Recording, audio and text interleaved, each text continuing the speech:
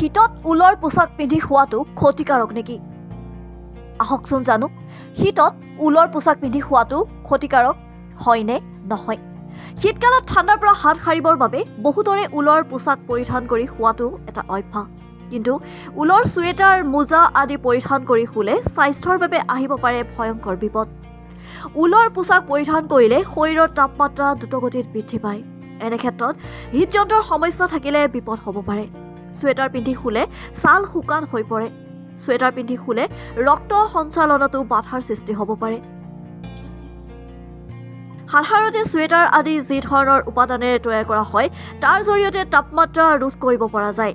সাধাৰণ সূতাৰ পোছাকতকৈ ঊলৰ পোছাকে তাপমাত্ৰা ধৰি ৰাখে, যাৰ ফলত এনেধৰণৰ পোছাক পৰিধান কৰিলে শৰীৰৰ উষ্ণতা দুগুণে বৃদ্ধি পায়।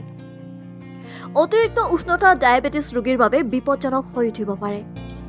শুওঁতে ঊলৰ মোজা পিন্ধাটো এটা ভাল অভ্যাস নহয়, কিয়নো ঊলে তাপমাত্ৰা ধৰি ৰাখিলেও ঘাম শোষণ কৰিব নোৱাৰে, যাৰ বাবে এনেধৰণৰ ঊলৰ মোজা পৰিধান কৰি শুলে ঘাম জমা হোৱাৰ সমস্যা সৃষ্টি হ'ব পাৰে।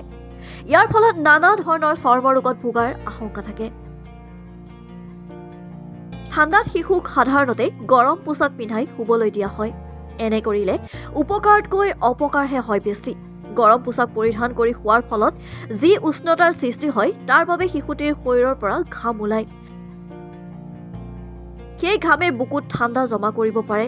গতিকে ঠাণ্ডাৰ পৰা হাত সাৰিবলৈ ঊলৰ পোছাক পৰিধান কৰি শোৱাৰ অভ্যাসটো ত্যাগ কৰক। নিউজ ডেস্ক ৰিপৰ্ট, লেংটন বাতৰি।